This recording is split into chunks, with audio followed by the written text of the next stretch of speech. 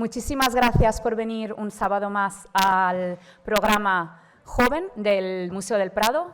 Habrá personas en la sala que hayan estado en otras sesiones, como por ejemplo la de la semana pasada, o a lo mejor haya otras personas que no han venido nunca, y esta es la primera, pero esperemos no sea la última, porque todavía quedan dos, o sea que estamos en la número 2 y todavía tenemos unas sesiones en noviembre. Para las personas que no lo sepan, este programa es un programa relativamente innovador, porque llevamos simplemente 3 ediciones, estamos en la tercera. La primera fue dirigida por un compañero de la Universidad Autónoma, José Riello, y la del año pasado por Borja Franco de la UNED, la Universidad Nacional de Educación a Distancia. ¿En qué consiste este programa? Consiste en que se hace una convocatoria pública a la que se presenta cualquier persona que se interese por dar una conferencia sobre algún tema, libertad completa, pero relacionado con las colecciones del Museo del Prado. Colecciones que pueden ser pintura o cualquier otro tipo de objeto que albergue el museo, porque como ustedes bien saben, hay muchísimo más dentro de los muros de este museo. Y de esta gran selección que tenemos a nuestra disposición, yo misma este año, en colaboración con unos colegas del museo, se hace una selección y solamente podemos aceptar 4 propuestas. Hoy vamos a tener una de ellas. ¿En qué consiste el día de hoy exactamente? Una conferencia y después tendremos un pequeño turno de debate de unos 10-15 minutos, así que cuando nuestro conferenciante termine, le aplaudan y disfruten de ese momento de éxito. Les ruego no se levanten, esperen un segundito, nos trasladamos a la mesa y ya empezamos ese pequeño debate en el que intentaremos ahondar en algunas cuestiones que hayan ido surgiendo o que a lo mejor considere, porque las preguntas las hago yo, que es necesario o que es conveniente, porque hay muchos temas en una hora, pues no da tiempo a cubrirlos todos.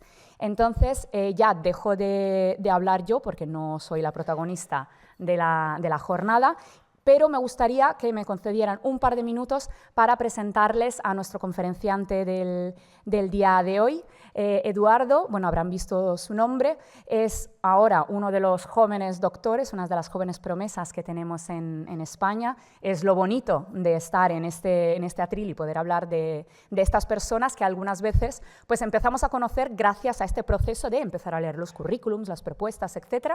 Y es una persona que ha estado trabajando desde que empezó el grado en Historia del Arte, ha estado trabajando, ha estado investigando, hizo después un máster y durante el doctorado, lo estaba comentando con él antes, se tomó la responsabilidad de aprender nada más y nada menos que neerlandés para poder desarrollar su investigación, con lo cual que vean la implicación de las personas y no sé cuánta gente hay en esta sala, yo seguramente no, que hable neerlandés, con lo cual mis más sincera enhorabuena por este esfuerzo y dedicación a la investigación.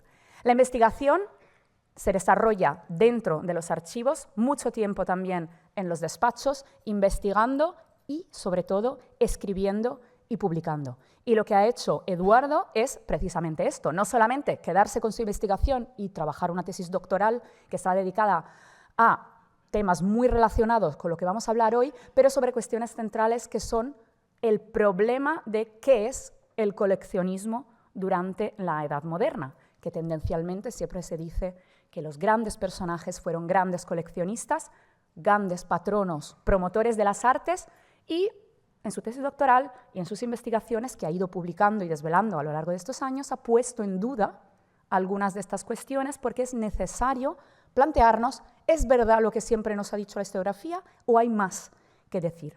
Y en el día de hoy va a hablar en relación a estos temas, pero desde una perspectiva diferente, porque lo va a hacer a través del estudio minucioso, el título de la conferencia lo dice, Antonio Moro, de lejos y de cerca. Con lo cual, un estudio minucioso de uno de los grandes pintores para que ustedes, una vez que salgan de esta sala, puedan visitar las salas del Museo del Prado y de otras galerías a lo largo y ancho del mundo y poder investigar ustedes también, gracias a lo que aprendan a lo largo de la sesión de hoy, gracias a la conferencia de Eduardo. Con él les dejo. Muchas gracias.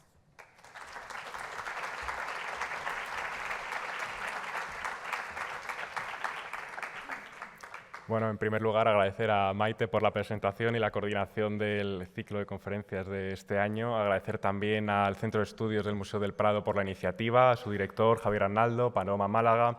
Agradecer también al Departamento Técnico y de Restauración que me ha cedido algunas imágenes que veremos hoy aquí. Entre ellos, agradecer a Jaime García Máiquez, y a Enrique Quintana, y también las conversaciones que he tenido con María Antonia López de Aixaín sobre precisamente las restauraciones que ha hecho en este museo de las obras de Antonio Moro. Antonio Moro, entre lo lejos y lo cerca, que un título ciertamente quizá también se puede interpretar como algo ambiguo, como ambigua es también el estatus del propio Antonio Moro en la historiografía y a nivel de entender o comprender su figura. Es cierto que Antonio Moro es alguien muy relevante en la historia del arte, pero quizás su nombre sea poco conocido o al menos poco relacionado con sus obras o se le estigmatiza únicamente como retratista.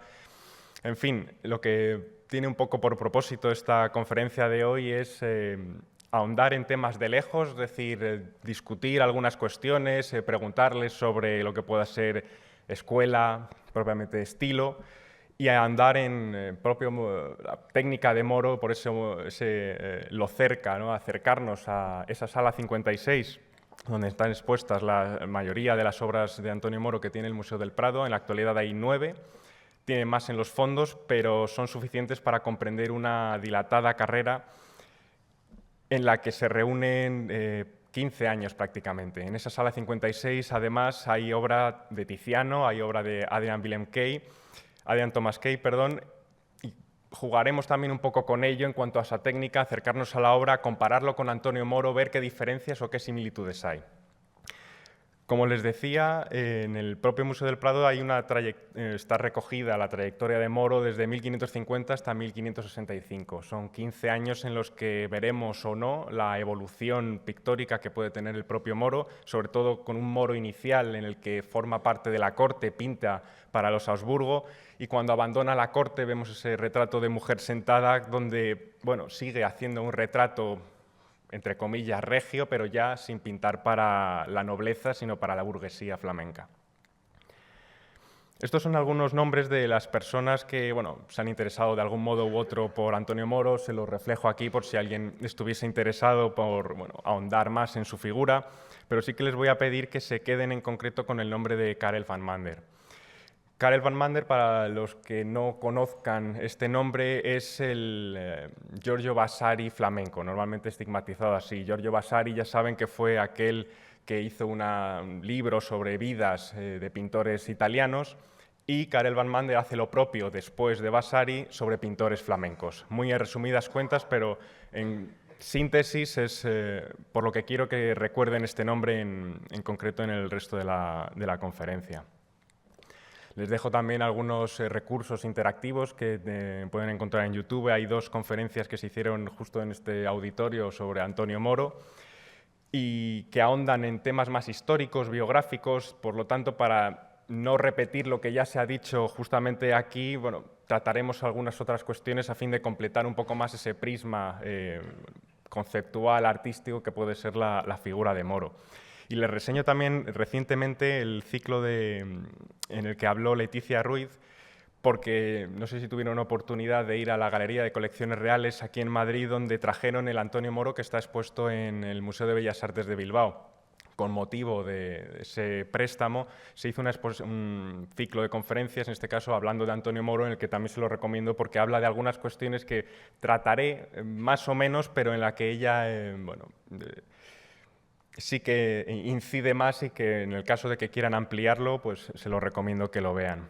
Y por supuesto también los vídeos que se han hecho sobre las magníficas restauraciones que nos permiten ver a Moro de una forma muy distinta a la que, si lo comparan y van a la sala 56, pueden ver cómo algunos cuadros todavía precisan, ¿no?, de una limpieza, y justo los que se han restaurado recientemente gozan de una, lo veremos más adelante, pero de un estilo muy propio y muy característico, que es el que vamos a andar hoy aquí sobre Antonio Moro. Antonio Moro, ya les he mencionado al inicio que es ciertamente una figura ambigua, y ambigua porque es muy importante en la historia del arte y más o menos poco conocido, pero también porque no es que le llame una pátrida, pero casi como que no tiene una nación definida.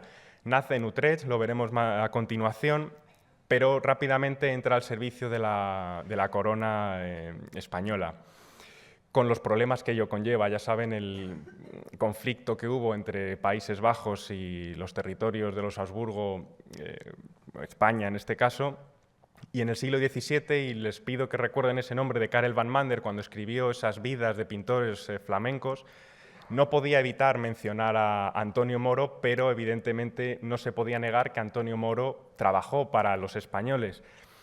Y es muy interesante cómo a raíz de, bueno, más o menos esa exculpación, pero críticas, como veremos más adelante, Antonio Moro tiene una reputación, o tuvo una reputación hasta el siglo XIX un tanto oscura, como se recoge en este artículo, que analiza precisamente desde Karel van Mander hasta el siglo XIX en la actualidad, que Antonio Moro no podía obviarse, pero tampoco podía celebrarse, ¿no? Sí que se hace con otros pintores que trabajaron para los Habsburgo, pero en el caso concreto de Moro, por algunas cuestiones u otras, es una figura olvidada, ¿no? De hecho, el título que le da quiere decir muy buen católico y muy buen español, ¿no? Es decir, ya designando precisamente ese conflicto como español y también por el cisma religioso que hubo como católico. Por lo tanto, Moro se encuentra en una tierra de nadie, podríamos decir.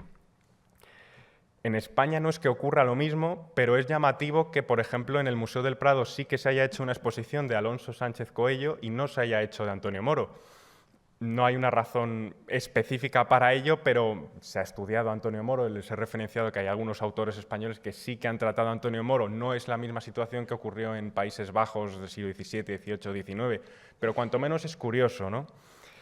Así que lo que hoy vamos a proponer desde este atril es una mirada distinta a Antonio Moro y, como les digo, a fin de no repetir lo que se ha mencionado en otras conferencias, sí que creo, por ese quizá desconocimiento generalizado comparado con otros pintores, como puede ser Tiziano, por ejemplo, ahondar un poco en quién fue Moro y por qué es quien es y por qué pinta como pinta. Antonio Moro nace en fecha imprecisa, en 1516, 1521, en Utrecht, una ciudad de Países Bajos que, nace en el seno de una familia burguesa, tiene 9 hermanos más.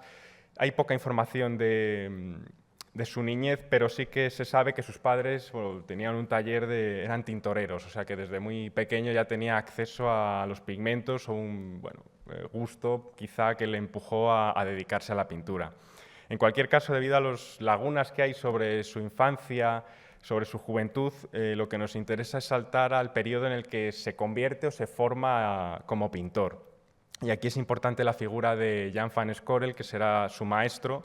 Jan van Scorel es una figura muy relevante en la historia del arte y concretamente también en Países Bajos.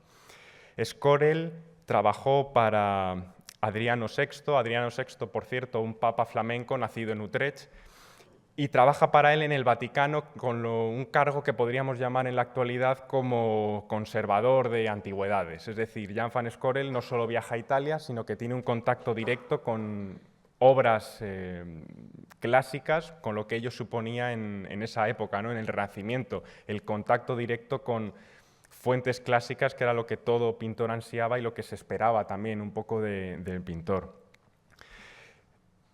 Jan van Scorel también tiene la peculiaridad de que viaja a Jerusalén, retrata, por así decirlo, la propia ciudad y en muchas composiciones se ve cómo plasma esa ciudad en este cuadro, por ejemplo, que les muestro en pantalla.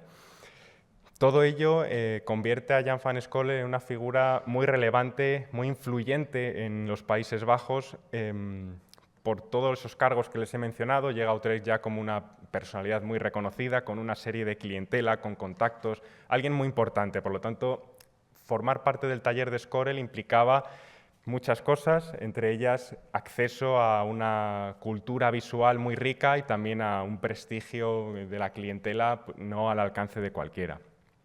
Otro tema interesante dentro del propio Scorel es el contacto no solo con esas antigüedades que les he mencionado, sino también con la obra y en concreto la obra de Rafael. Rafael para muchos flamencos es el pintor a seguir. Por ejemplo, Miguel Coxi es alguien que también intenta imitar o seguir a Rafael.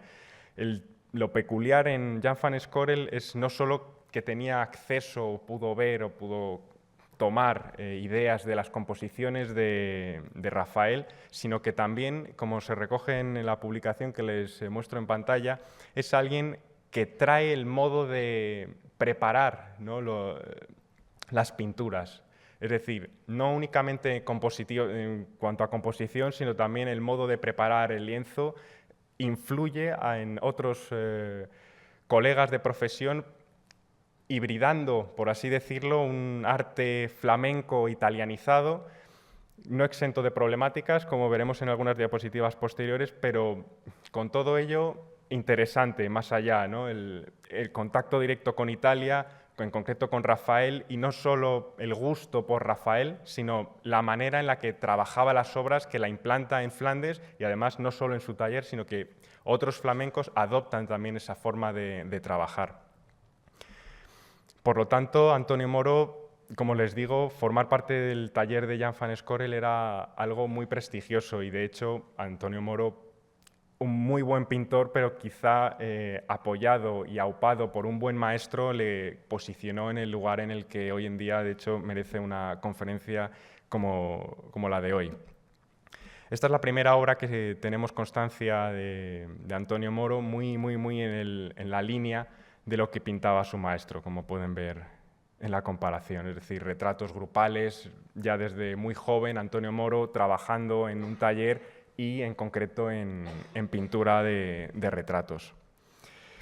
En la década de 1540 hay constancia de que Antonio Moro, después de casarse y ya quizá en contacto con una clientela muy importante, como pueda ser Gran Vela, es decir, ya también aupado en el taller de Jan van Scorel, viaja a Italia, y mencionamos nuevamente la importancia que tenía ese viaje, y un viaje evidentemente en el que tenía que traspasar muchos territorios, adquiriendo una cultura visual de la que no solo tendría acceso en el taller mediante estampas o lo que Scorel propiamente le diría, sino, bueno, un viaje, verlo con sus propios ojos, era un tema muy recurrente y casi algo obligado en pintores no solo flamencos, pero bueno, Italia como epicentro del arte es algo innegable, sobre todo en el siglo XVI.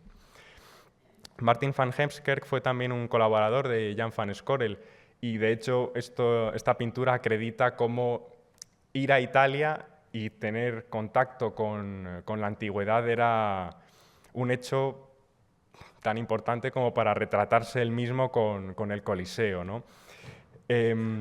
Menciono a Martin van Heemskerk también por la relevancia que tiene en ese libro que les he mencionado de Karel van Mander. Y es que Karel van Mander, como si recuerdan, hace un libro sobre pintores flamencos, ¿no?, de ilustres pintores flamencos.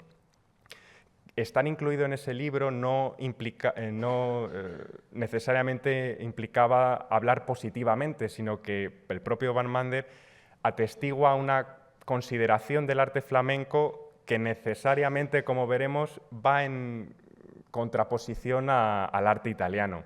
De hecho, de este pintor y de otros, menciona que ir a Italia es algo positivo, tomar del arte italiano es positivo, pero tomar demasiado sí que puede llegar a ser negativo. Así que empezamos ya a ver aquí una consideración protonacionalista, podríamos decir, o identitaria en cuanto Italia sí, pero cuánto de italiano, ¿no?, sin olvidar lo flamenco, también se podría mencionar.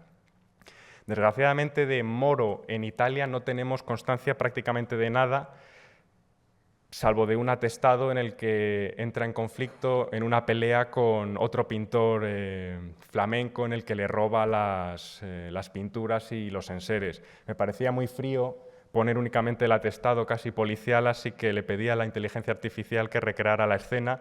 Puse dos pintores discutiendo en Roma en el siglo XVI y ha quedado bastante verídico, la verdad, casi lo ha convertido en riña tumultuaria, pero bueno, pudo ocurrir así, pero aquí queda acreditado. De todas formas, Moro, como ya les digo, cuando viaja a Italia, ya en la década de 1540, es alguien con prestigio dentro del propio taller de Escorel y también empieza a granjear amistades muy probablemente gracias a su maestro. Una de ellas es el retrato de la figura de Dominicus Lampsonius. Aquí vimos su retrato, que es una persona que aupa a Moro y le habla muy positivamente de él, le dedica de hecho algún poema laudatorio. En este autorretrato que vemos de Antonio Moro, el papel que está clavado en el lienzo está escrito en griego y lo escribe Lampsonius, en el que habla de la calidad que pueda tener Antonio Moro superando a los clásicos. Y hay un tema que me parece muy interesante y que va a ser central en esta conferencia, y es que al final de ese papelino menciona que es tan real ese autorretrato que casi como si le faltara únicamente hablar, ¿no? Es decir, guardemos la información de asociar no solo el retrato, sino justo la pintura de Moro con el realismo. Más adelante verán por qué. Otro de los nombres muy importantes en la carrera de Antonio Moro es Granvela, como saben, un colaborador muy importante en el reinado de Carlos V, también de Felipe II. Tiziano en determinado momento empieza a tener una edad, le cuesta seguir el ritmo a la hora de aceptar encargos, tener que viajar, hacer los retratos, era algo muy laborioso, muy tedioso, se necesitaba un nuevo campeón, por así decirlo, y el propio Granvela empieza a proteger, a aupar a Antonio Moro. Así que tenemos ya el éxito rotundo de Antonio Moro una vez que ya entra en la corte española, se convierte en pintor de Felipe II, pero es algo relativamente efímero, porque en determinado momento, no se sabe muy bien por qué, decide abandonar la corte, residir en Países Bajos, donde se dedicará a un retrato muy similar, a pintura de retrato muy similar a la que hacía, pero, como les decía al inicio de la conferencia, destinada ya a un público burgués. Nuevamente sale el nombre de Karel van Mander, donde en el primer párrafo ya muestra una cierta crítica, ¿no? Cuando habla del beneficio, ¿no? Hablando quizá de Moro como alguien muy preocupado por el dinero, ¿no? Como que por eso abandona la corte buscando más beneficio económico. Es algo muy sutil, pero se nota desde toda la vida que dedica Van Mander a Moro cierto, por algún motivo, resquemor que no tiene con otros pintores que sí que trabajaron para Habsburgo. En cualquier caso, y como les decía, trabajar para los españoles era un problema. Por lo tanto, en ese segundo párrafo vemos cómo le intenta exculpar de algún modo, inventándose una especie de historieta, ¿no? Donde la familiaridad que tendría con el rey le costó los celos de la Inquisición, ¿no? Los miembros de la Inquisición empezaron a estar muy molestos y sospechosos, en definitiva, que Moro se marcha por un problema con la Inquisición. No sabemos el motivo real, sí que a lo largo de su carrera sigue firmando como pintor del rey. De hecho, uno de los últimos cuadros que se conserva es este que está en el Museo Nacional de Escultura de Valladolid, que en la roca que está al lado de San Juan sigue firmando como Antonio Moro, pintor del rey Felipe II, en 1573, ya claramente fuera de la corte. Les traigo estos dos ejemplos de cuadro porque saca un poco esa noción de Antonio Moro como únicamente pintor de retratos. También pintó escenas religiosas. Este cuadro en concreto del Museo Nacional de Escultura de Valladolid es muy grande, así que se localizó en un monasterio carmelitas calzados. Por lo tanto, era un encargo o muy claro para que lo hiciese el propio Moro, o de algún modo u otro esa obra acabó en Valladolid. En cualquier caso, una cuestión muy interesante de este cuadro es que la parte superior, en vez de estar está escrito en siriaco, algo bastante peculiar en cuanto a los títulos se refiere, cristológicos. No se sabe la razón clara, pero bueno, es una peculiaridad dentro de esta pintura. La que ven abajo tuvo bastante fama, fue bastante elogiada por Dominicus Lampsonius, al que hemos visto con anterioridad. Y no únicamente Antonio Moro pintó retratos o pintura de religión, sino que se encargó de hacer copias. Y en concreto, cuando Felipe II requirió esta obra para el Escorial, el encargado de replicarla y enviarla de vuelta para que los monjes no les dejasen sin este calvario fue el propio Antonio Moro. Así que vemos a alguien polifacético y no únicamente estancado como pudiera parecer en la pintura de retratos. Y llegamos a un punto complejo de la conferencia porque les voy a hablar de un tema del que yo exactamente tampoco tengo la noción muy clara, que es la problemática que puede haber con relación al estilo del artista, la validez o no del término de escuela. Bueno, lo veremos a continuación, pero sí que pese a todo este tiempo en el que llevo trabajando en este tema, no logro tener una definición clara. Bien, puedo acercarme, pero siempre hay algo que se escapa. Y con esta problemática se me vino a la mente esta viñeta de Mafalda, en la que, no sé si la habrán leído, pero... Uy, disculpen. Aquí, bueno, Felipe le recrimina a Mafalda que cómo puede utilizar, en definitiva, una palabra de la que no sabe, ¿no? Qué quiere decir, ¿no? Entonces, Mafalda le pregunta, ¿qué quiere decir entonces el alma, ¿no? Entonces, Felipe no sabe tampoco cómo responder. Entonces, me veo un poco como Mafalda y Felipe. No sé cómo hablarles del estilo, pero creo que es interesante y creo que, bueno, es oportuno poner este tema de debate para que ustedes también vayan a las salas y puedan estar de acuerdo o no con lo que les comento hoy aquí. En cualquier caso, espero que al final de la conferencia no acabe como el pobre Felipe. Europa, en el siglo XVI, desde la actualidad, tenemos una noción un tanto dividida. De hecho, la palabra en 2023, creo que la RAE denominó polarizada como la palabra más, bueno, señaló la palabra del año polarizada, y podríamos decir que, bueno, en la historia del arte se tiende a hablar de una polarización entre Flandes e Italia. ¿Por qué menciono esto? Porque en muchos artículos, muchos libros, se habla de, por ejemplo, una preferencia por el arte italiano, un gusto por el arte flamenco, favorecía, ¿no? Arte flamenco, arte italiano, y aquí hago un pequeño disclaimer, hago una generalización, pero como ustedes bien saben, estaba Venecia, estaban los territorios del papado. Italia era un constructo mucho más complejo de lo que es hoy en la actualidad, entre comillas. Pero bueno, me refiero a Italia de manera muy generalizada, pero para que entiendan en estos dos polos, Flandes e Italia, que hay una división en cuanto a formas de hacer, formas de pintar o formas de concebir el arte, cuando realmente, y como hemos visto, formaban parte del mismo espacio geográfico. Tenían acceso tanto los flamencos a las obras y formas de hacer de los italianos y viceversa.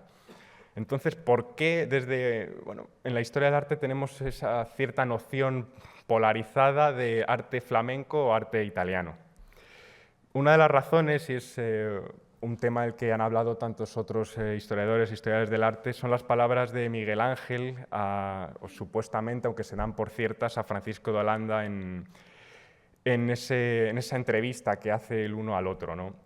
Miguel Ángel critica, tiene palabras duras con el arte flamenco, en este caso con el arte religioso, pues decía que si los devotos lloraban no era por el realismo, por la calidad, ¿no?, de la pintura flamenca, sino porque eran devotos, no porque la pintura les ayudase a ser más o les invitase a llorar. Criticaba también el abigarramiento, el horror vacui en las composiciones, y no sabemos si se refería a pintura como tal o en este caso a los tapices, donde sí que vemos claramente un horror vacui. Pero bueno, son críticas muy generalizadas, donde me quedo, por ejemplo, cuando menciona que el buen arte es el que se hace en Italia y por los italianos. Es decir, aunque un flamenco fuese a Italia, nunca iba a ser tan bueno como un italiano, ¿no? En este caso intuimos que en el arte de la pintura, pero también en otras tantas disciplinas. Es curioso que hemos abandonado un poco la parte germana, ¿no? En esos dos marcos que les he mostrado también estaría Alemania, por así decirlo. Y estas palabras de Durero son muy, muy elocuentes, ¿no? Cuando dice que copian mis obras en iglesias y donde quiera que estén y después las critican y dicen que no son del tipo antiguo y por lo tanto no son buenas. Claro, ¿qué copian, no? La composición, porque seguramente lo que les llegaba a los italianos mediante Durero eran estampas, grabados. Las composiciones las critican, pero al final las están tomando, es el estilo, pero claro, aquí, ¿qué es el estilo realmente? Esto me lleva a una conferencia que di recientemente con un colega en la UNED, que bueno, se las dejo por si les interesase ahondar no solo en la identidad artística que tratamos, sino en el Karel van Mander y en el Schilderboek, sino porque en esta conferencia hubo un punto muy interesante en el debate posterior. Y todo vino a raíz de esta diapositiva que les muestro a continuación.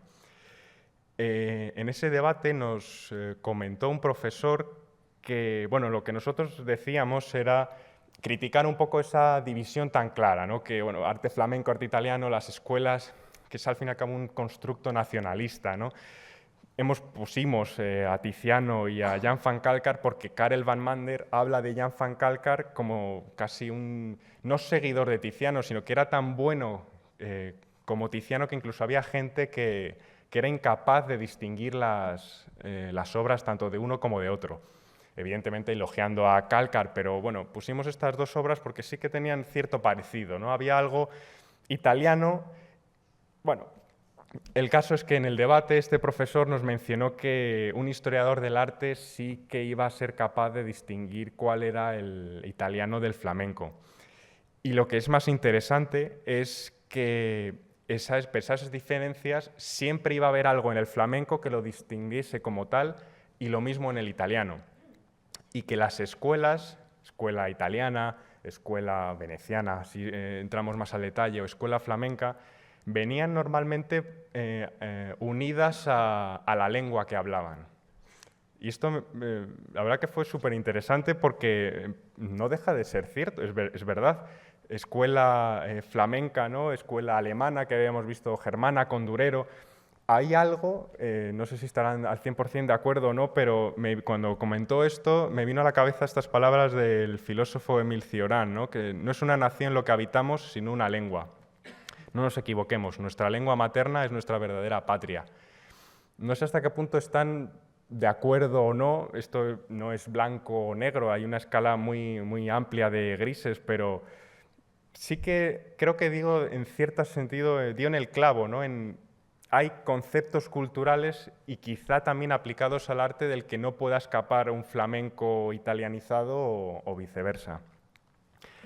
En cualquier caso, volvemos a Karel van Mander y recuerden ese realismo en la obra de Antonio Moro, en la vida que dedica a los hermanos Jan y Hubert van Eyck, menciona lo que se había referido con anterioridad, ¿no? En el primer párrafo lo que les he señalado en rojo, como hay una crítica, ya hay Italia no se le reconoce ciertas cuestiones artísticas, pero no deja de ser un flamenco escribiendo sobre flamencos, por lo tanto tiene que haber una supremacía y una crítica inherente al arte italiano, y no solo evidente, ¿no? A Italia, amante del arte, solo pudo contemplarla con total asombro.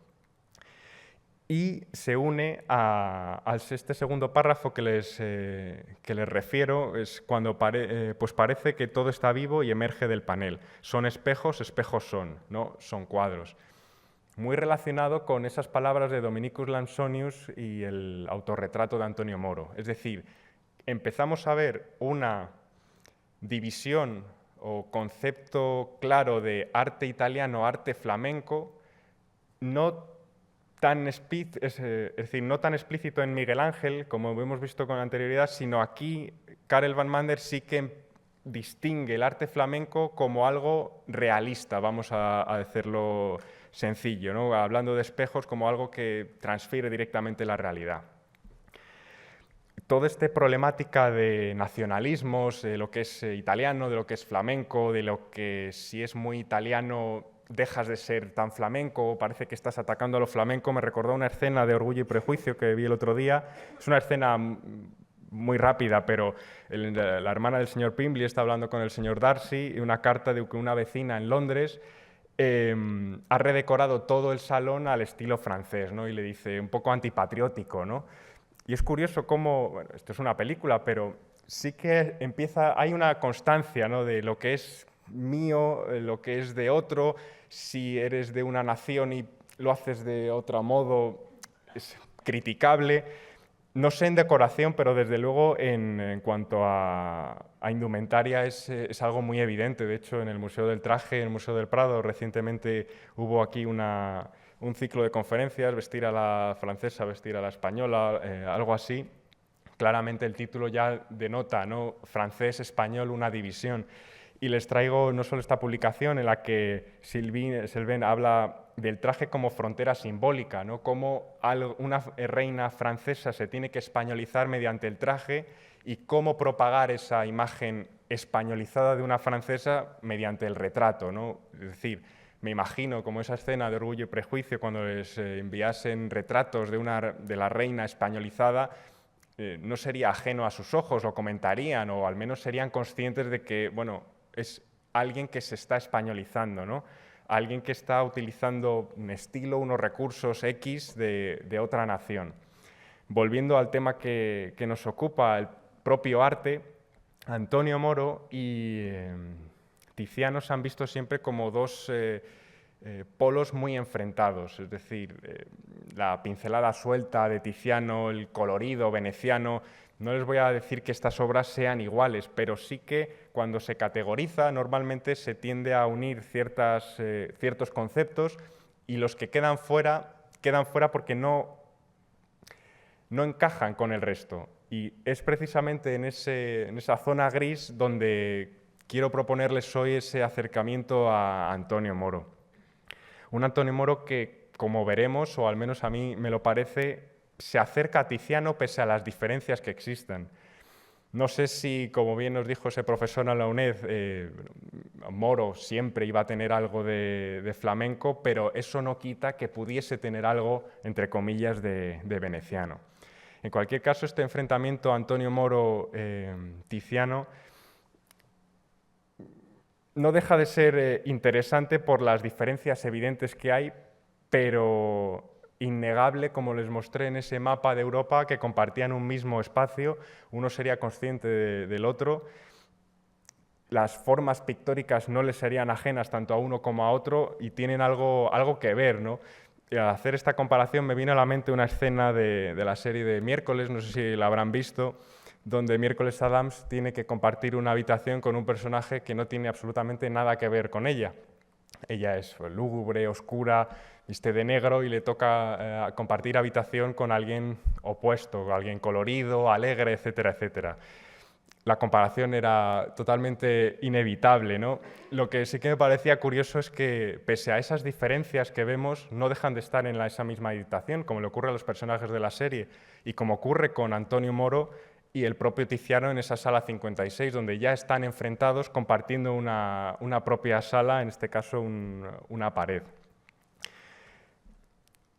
Estas dos obras es muy interesante que estén en esa sala enfrentadas y expuestas para ver las diferencias que hay o las similitudes, como también podremos ver. En cualquier caso, lo que hice es, cogí mi agenda, escribí unos cuantos WhatsApp a colegas, tanto de Historia del Arte como gente que no había estudiado Historia del Arte, y les pregunté, qué diferencias veían, si podían distinguir los que no habían estudiado Historia del Arte cuál era flamenco, italiano, por qué. Y es verdad que todos ponían en relación, hablando de la idealización que podía haber, del uso del color, pero siempre en Antonio Moro había un concepto que se repetía y era el realismo de la obra, el detallismo sobre todo, es decir, realismo por un lado y detallismo. Hubo algunos contactos que no me contestaron, pero sabía que el que me iba a contestar 100%, como había hecho con la inteligencia artificial antes en la imagen, era ChatGPT, así que pregunté a ChatGPT sobre las diferencias que había entre Antonio Moro y Tiziano y un mensaje tranquilizador para futuras generaciones de Historia del Arte. No parece que nos vayan a suplantar en breve espacio de tiempo, al menos. Son comentarios muy genéricos. Antonio Moro, conocido por su enfoque detallado, y esto sí que es interesante, realista. Vuelve a aparecer esa noción de Antonio Moro detallado y realista. Vamos a ver si eso es cierto. Esto es una reflectografía infrarroja de la obra de María Tudor expuesta en la sala 56. Podemos ver dos cuestiones. Uno, el dibujo subyacente que hay, eso es lo que nos muestran las reflectografías.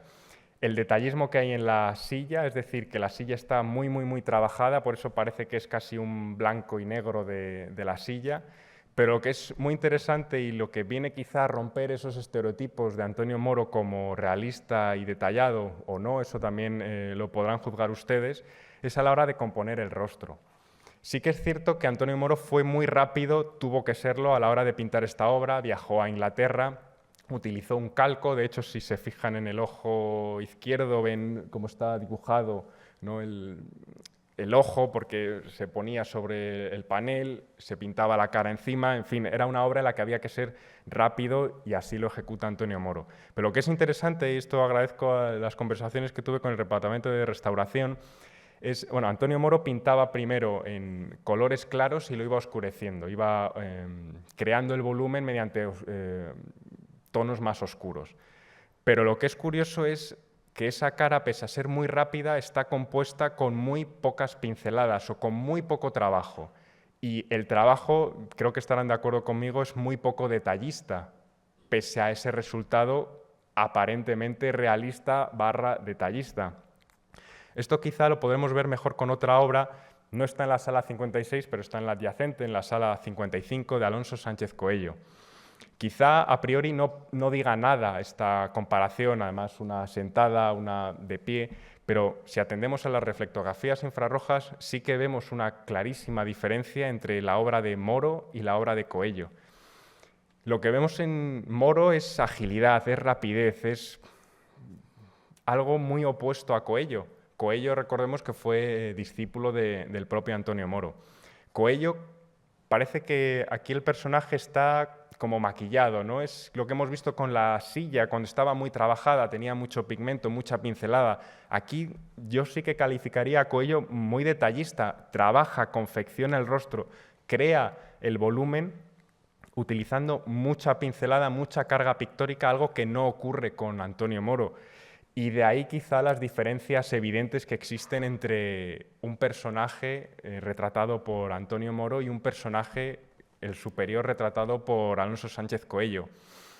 No sabría si me podrían decir o pensar cuál es más realista, Antonio Moro o Alonso Sánchez Coello, cuál es más detallista. ¿El detallismo va acompañado del realismo o no necesariamente? Para crear una obra realista hay que ser detallista. En cualquier caso, algo en lo que también merece la pena pararse en los retratos, que es cierto que muchas veces las cartelas, los retratos nos hablan, a lo mejor de la composición, pero de quién es el retratado. Es difícil en una cartela con el poco contenido, pocas letras que se pueden escribir, hablar de más cuestiones puramente técnicas, pero creo que un elemento en el que a mí especialmente me gusta pararme en los retratos es en los brillos. Por muy buena que sea la calidad de la imagen, nunca será como ir a la sala y ver cómo confecciona Antonio Moro ese supuesto brillo realista en el que está la rodilla de la reina sentada, cómo el detallismo del vestido está ejecutado en algunas partes, en otras no, pero sí que es cierto que a nivel general, si lo vemos de lejos, parece que el vestido está verdaderamente trabajado, pero si nos acercamos a la obra descubrimos sorpresas como, bueno, cómo confecciona ese brillo, ¿no? del traje, es casi tridimensional. Les recomiendo que se acerquen y lo vean porque se aprecia cómo hay carga matérica a la hora de confeccionar ese brillo. Los brillos donde mejor se ven es en los retratos de armadura, y en el Museo del Prado desgraciadamente no hay retratos de armadura, hay un casco, pero no hay retratos de armadura como tal de Antonio Moro. Pero siempre hay que tener un cotejo con la realidad, entre comillas. En esta película del Rey o esta fotografía en la Galería de Colecciones Reales, donde bueno, está enfrentado ese retrato de Antonio Moro con la escultura, con la armadura que le regala a su padre, se ven lo que les quería mostrar, ¿no? ¿Cómo hablar de realismo si no tenemos delante una referencia visual, ¿no? En esa escena de la película vemos que una armadura de punta en blanco, como se llamaba en la época cuando era de acero, en un exterior además, no en un interior, refleja absolutamente todo. ¿Cómo generar un brillo de algo tan claro? Sin embargo, en un interior, con la luz halógena, vemos que la armadura además tiene un brillo amarillento, además cómo confecciona esa luz, el brillo, cómo se genera mediante la fotografía y el uso de luz artificial en este caso. Como les decía, el Museo del Prado sí que tiene este retrato de Maximiliano II, pero no se aprecia cómo trabaja el brillo. Sí que hay una pincelada muy de autor, podríamos decir, muy decidida, que contrasta supuestamente con ese detallismo de Antonio Moro, pero donde especialmente se ve es en el retrato del tercer duque de Alba. No sabría, de nuevo, si les pregunto, ¿qué me responderían, ¿no? a la hora de preguntarles si este reflejo les parece realista o detallista, donde vemos claramente las pinceladas de Antonio Moro.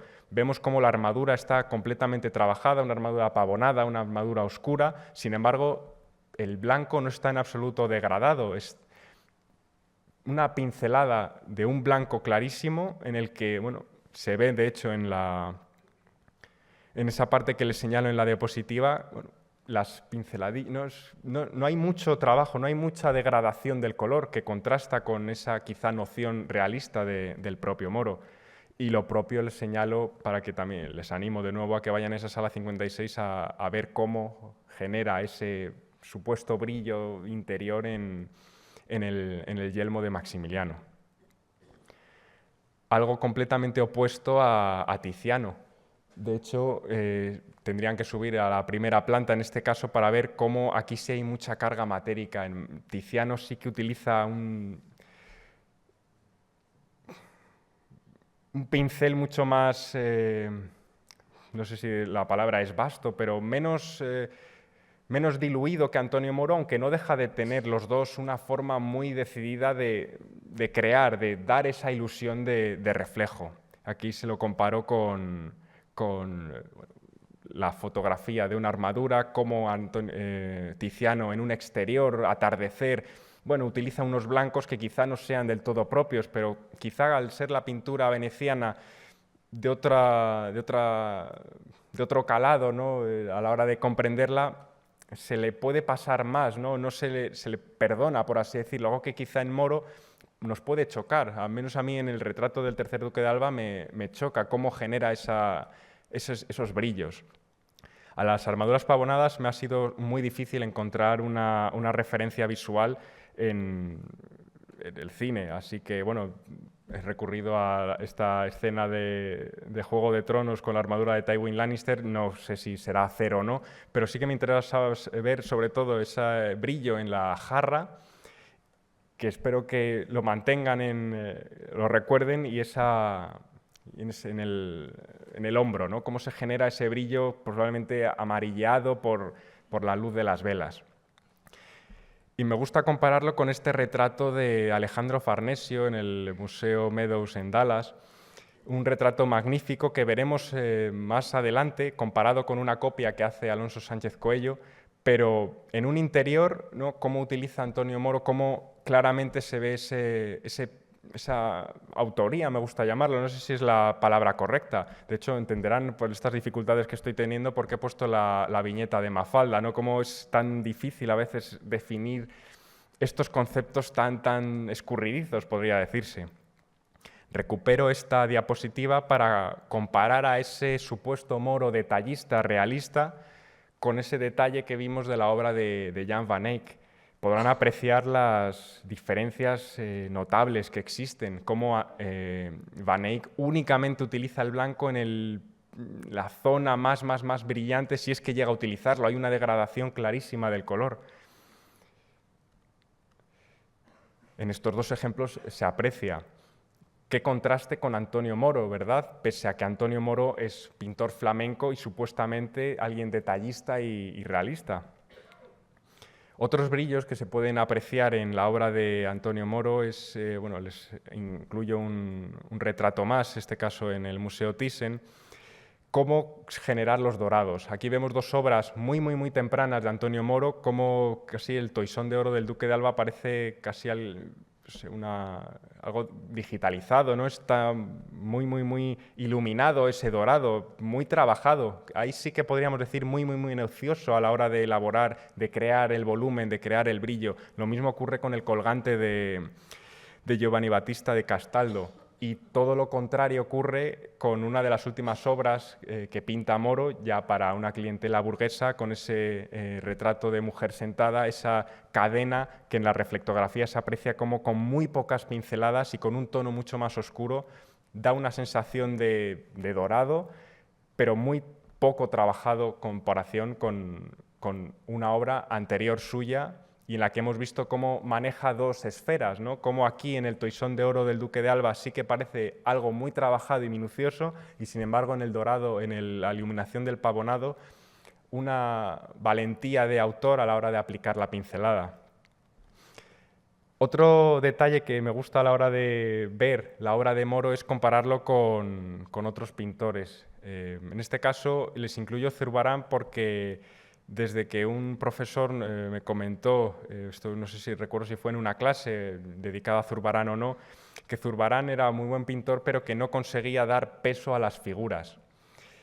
Y fíjense que pese al uso que hay del espacio, pese al juego que hay de luces y contrastes de luces y sombras, sí que es verdad que parece que la figura de San Francisco no pesa, entre comillas, algo que Moro sí que consigue únicamente, como les he señalado, en un espacio completamente neutro y que tiene una división muy fina a la hora de crear ese suelo y esa pared. Como Moro, esto también lo hablé con el departamento de restauración, ¿no? A la hora cuando se trabajó en esta obra, como sí que parece que Moro toma elementos de la pintura veneciana en esa iluminación, muy alejado evidentemente, pero cómo crea ese volumen, esas sombras, y da la sensación de peso en la obra, algo que, bueno, Zurbarán en comparación, de nuevo esto es algo muy subjetivo, no lo crea con tanta maestría como sí que lo hace Moro.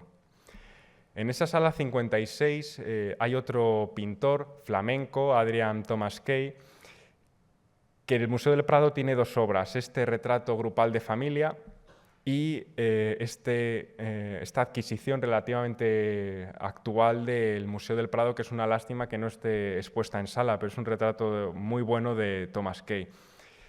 No sé si ustedes podrían decir qué diferencias hay con Moro, si es que les sugiere alguna diferencia o similitud.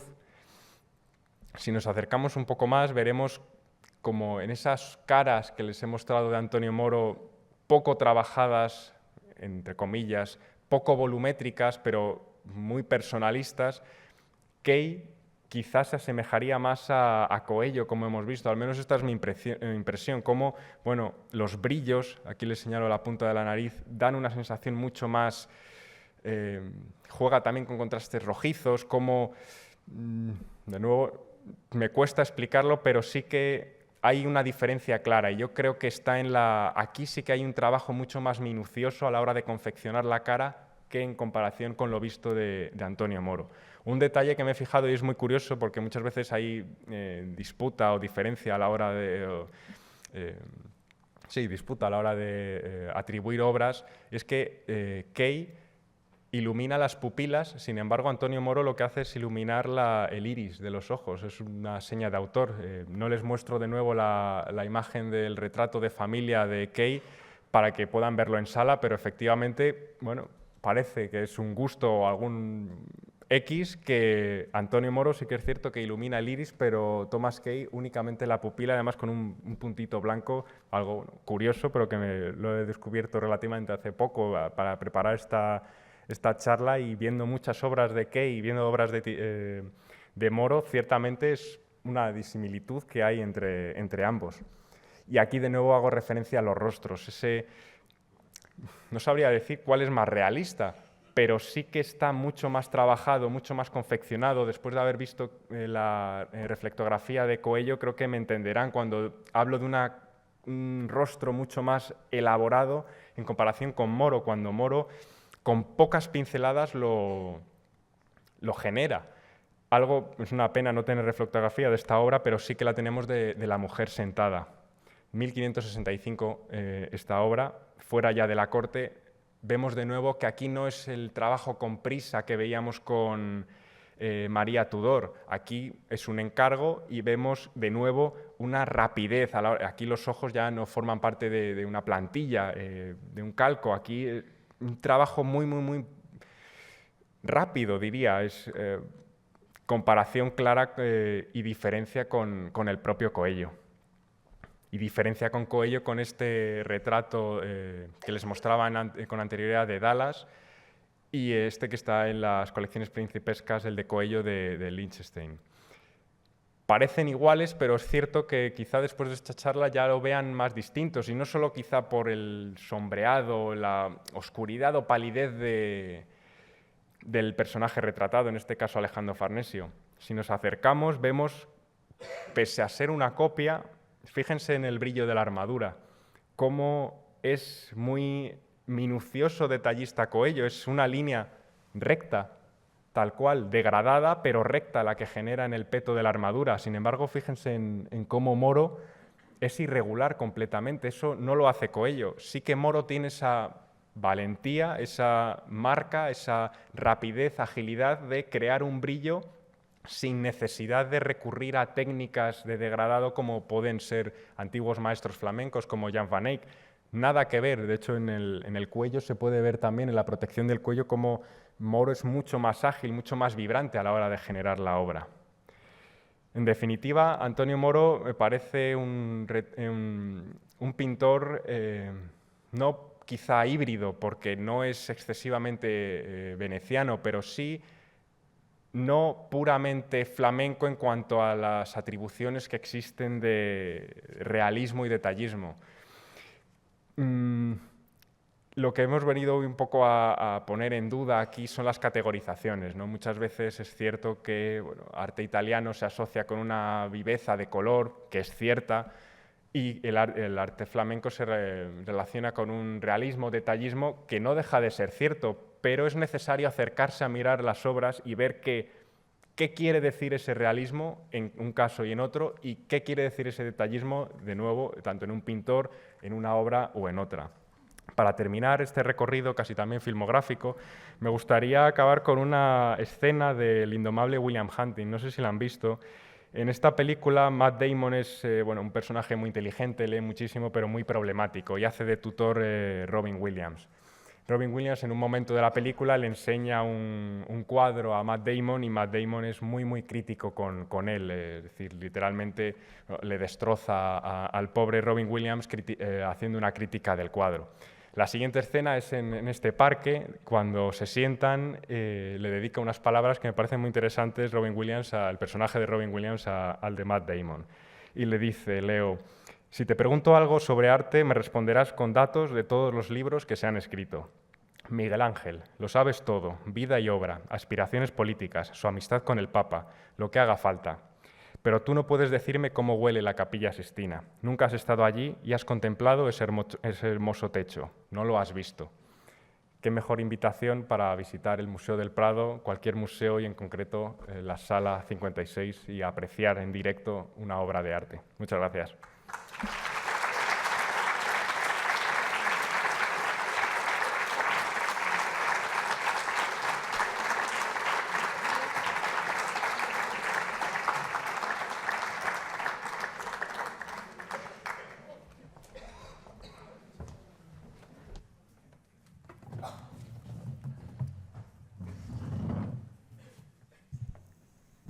Bueno, como les había adelantado, iba a ser un deleite escucharle y una invitación, una nueva invitación, porque ya tiene el Prado muchas invitaciones para ir una y otra vez a sus salas, pero seguramente muchísimas personas irán a esa sala de Antonio Moro y se pondrán a mirar cada uno de los cuadros, y espero que también lo hagan con las otras salas, porque este es un caso, es un pintor, pero seguramente este mismo ejercicio se puede hacer con muchísimas otras obras. Además, creo que la conferencia ha sido muy interesante desde el punto de vista también de te voy a robar una expresión que es, me la he apuntado, prisma conceptual, preciosa, pero es verdad, es una conferencia polifacética porque ha ahondado en cuestiones muy complejas, difíciles, pero necesarias. Y como les adelanté al principio de la conferencia, lo que caracteriza la investigación de Eduardo es el poner en duda verdades asentadas, y eso es lo que es la ciencia, poner en duda aquello que se ha dicho para que la ciencia avance. Y si no ponemos en duda, las cosas no pueden mejorar, así que te agradezco desde lo más profundo del corazón pues, esa valentía y ese también atreverse a investigar con nuevos ojos. Para este debate, que no quiero que sea demasiado largo para que ustedes también aprovechen el sábado, aunque tengamos una hora más para descansar, pues, porque mañana cambia la hora, pues también hay que cerrar y la gente del museo se quiere ir a su casa al final de la jornada de la semana, pues quería ahondar en algunas cuestiones porque tengo muchísimas preguntas, pero no las puedo hacer todas, así que tendré que seleccionar, tenía aquí apuntadas muchas, pero bueno. Hemos visto y se habla mucho de Antonio Moro retratista, se habla mucho de realismo, de verismo y todas estas cuestiones. Y entonces, cuando te estaba escuchando, a mí me gusta mucho la documentación, estaba pensando en una carta de una de las grandes coleccionistas de la Edad Moderna, que es Isabella d'Este, que escribe una carta en 1496 a una amiga y pide que por favor le mande un retrato suyo que hizo un pintor veneciano, Giovanni Bellini, y le pide que se lo mande, que luego se lo devolverá, pero porque ella tiene una obra de Leonardo y quiere comparar el cuadro a nivel técnico. Y es un interés técnico en estas cuestiones, no solamente compositivas, sino también de pincelada, y ya de paso dice, y aprovecharé también para ver tu rostro, que hace mucho que no nos vemos. Entonces mi pregunta era, ¿cuántas funciones o qué funciones tiene el retrato? Porque un retrato no es solamente la imagen de una persona, es muchísimo más, y tú lo has demostrado a lo largo de la conferencia. Entonces me gustaría eso, que ahondaras un poquito en para qué sirve el retrato, que a veces lo denostamos, pero es un género extremadamente interesante. Sí, es muy oportuno el comentario que haces porque es un tema de investigación muy actual. Precisamente el retrato es algo que ocupa a muchos investigadores y, como me ha pasado un poco a mí, no con una definición o unos resultados muy claros. Pero sí que es cierto, y por eso he mencionado ese retrato de Isabel de Valois, como también la función política es quizá lo que más ahora se está estudiando, ¿no? Cómo esos retratos que se enviaban a otras cortes tenían una funcionalidad más operativa en cuanto a política que propiamente como arte. Y lo que tú mencionas es muy artístico, ¿no? Del querer comparar cuestiones técnicas, eso un 5% quizá, ¿no? Eran elementos, ¿no? Obras de consumo, quizá personal también. A lo mejor en el siglo XV el retrato, que tiene otra consideración mucho más complejo que en el XVI, más extendido, tener, ¿no?, a los seres queridos o el conocer a X persona mediante el envío, ¿no?, de nacimiento, o cómo ha envejecido el rey o cómo ha envejecido alguien, ¿no?, de la familia. Entonces, es muy difícil responderte a algo claro, ¿no?, de qué es el retrato, ¿no?, y para qué funcionaba. Yo creo que lo rico es precisamente ese prisma que hay del retrato, bueno, ahondar en pequeña, ¿no?, en cada ramificación que pueda haber. Y claro, lo has puesto, así que me viene muy bien. Si piensan ustedes, al principio de la conferencia había puesto Eduardo el autorretrato, que es aún más complejo que un retrato, porque es el mismo pintor retratándose a sí mismo, con lo cual ya da una imagen. Si recuerdan, él se pinta como pintor. Yo no pinto mucho, pero si acabo de pintar mi casa, así que un poco te manchas. Manchado no está. Es ese artista que casi parece inmaculado, o sea, está absolutamente perfecto, es muy idealizada la imagen que se nos representa. Son muchos los artistas que se representan así, pocos se representan manchados de pintura, como probablemente estarían en un taller. Y también has mencionado ese pequeño poema que le dedica un compañero suyo, que encima está en griego, y coloca allí, y en este poema, bastante laudatorio, se habla no solamente de la maestría del cuadro, sino también del pintor. Y se dice que es mejor que sus contemporáneos e incluso que los clásicos, poniendo a artistas tan famosos como Apelles y Zeuxis. Entonces, te quería preguntar, ¿es verdad que el poema no es suyo?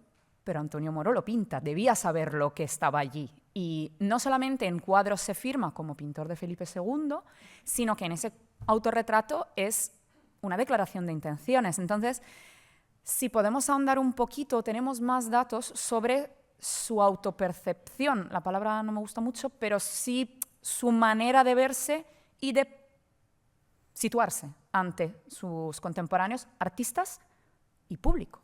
Sí, realmente sobre Antonio Moro fuentes primarias se conservan relativamente pocas. Han ido publicando recientes, a lo mejor alguna noticia nueva que ha podido haber de algún viaje o algún servicio que haya podido hacer algún personaje de la corte durante el periodo de Habsburgo, pero lo que sí que es cierto es esa importancia, creo yo, que tiene el taller de Escorel.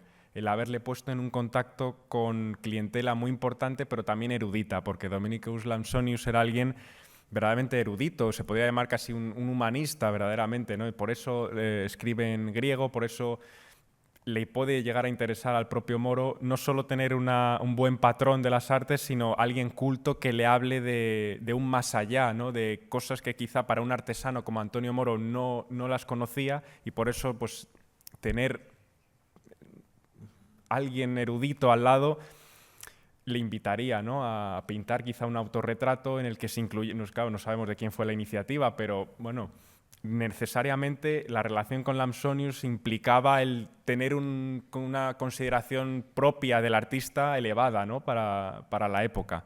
Así que, bueno, las relaciones eran muy importantes y yo creo que también por ahí la historia del arte puede trabajar, ¿no? Quizá no es necesario la fuente primaria como de Moro, ojalá sí, pero quizá las redes, ¿no?, clienterales, ¿no?, el contexto que pueda moverse Moro también nos puede dar muchas soluciones. Claro, y además lo que me parece interesante, cambiando un poco de tercio, porque es verdad que quería preguntarte sobre círculos humanistas, etcétera, pero eso lo dejamos para otra ocasión porque se nos va el tiempo. Pero volviendo a este tema que has tratado a lo largo de la conferencia, que es a veces justo cómo se construye a través de capas pictóricas, en este caso, la obra, al revés de la escultura, ¿no?, que es quitando, pues aquí es añadiendo, y a veces añadiendo mucha masa o poca masa pictórica para crear la obra.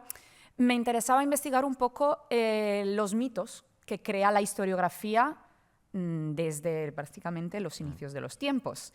Y, por ejemplo, yo de Moro conozco menos, pero, por ejemplo, Tiziano siempre se ha dicho que no prepara las obras prácticamente, que él va y sobre el lienzo, prácticamente en blanco, construye casi la estructura compositiva. La investigación está descubriendo un montón de dibujos subyacentes, trabajo y trabajo, con lo cual esta imagen del arte extremadamente fácil del italiano, a lo mejor es una construcción también un poco de la misma historiografía.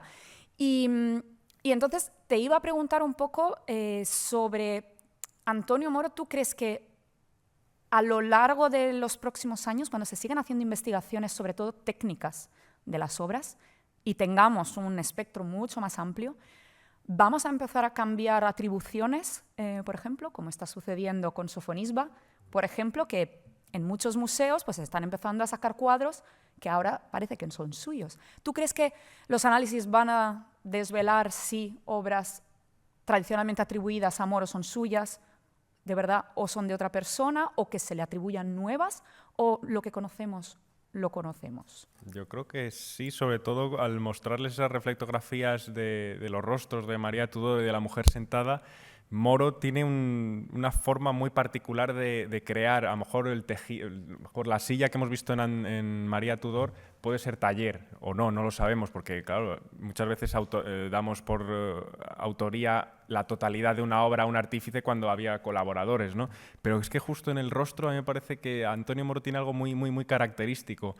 Y comparado, por ejemplo, con Coello, es muy evidente cómo uno genera un rostro mediante mucho trabajo, mucha minuciosidad, capas, y Moro es muy ágil. Así que yo creo que sí que sería, no sé, sencillo la palabra, pero ayudaría a quizá atribuir a un artista a otro, sí.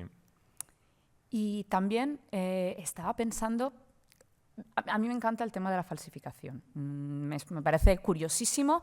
Falsificaciones actuales no tanto, falsificaciones del siglo XVII, por ejemplo, me parecen un tema interesantísimo. Cómo hay artistas, porque son artistas los falsificadores, que investigan realmente la manera de pintar de determinadas personas y simulan esas técnicas, o incluso compran, sobre todo, tablas antiguas, las envejecen, les ponen unas cuantas cosas y las venden simulando pues, ser un Rafael o algo así.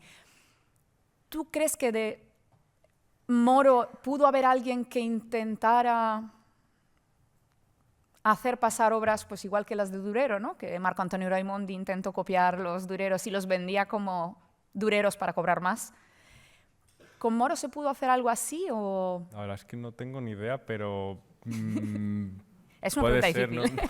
no lo sé, la verdad. Si hubo por ejemplo, bueno, quizás se entiende por ese gusto del arte español. Recuerdo que en la exposición de Bartolomé Bermejo, que había una sección dedicada a las falsificaciones, ¿no? Sí. Claro, dices, joder, Bermejo, ¿no? Que tampoco es alguien, pero sí tenía su público, ¿no? Y sus falsificadores, así que ¿por qué no de Antonio Moro? Pero quizás sí, depende a lo mejor también la situación del mercado. Depende quizás si es un retrato a lo mejor de Felipe II y atribuido a Moro, quizás sí pueda intentar, no lo sé, pero quizás es un tema a lo mejor a tratar en el futuro, ¿no? Yo la copia, cualquier persona de la sala que se investigue copia, así que sí, yo te animo.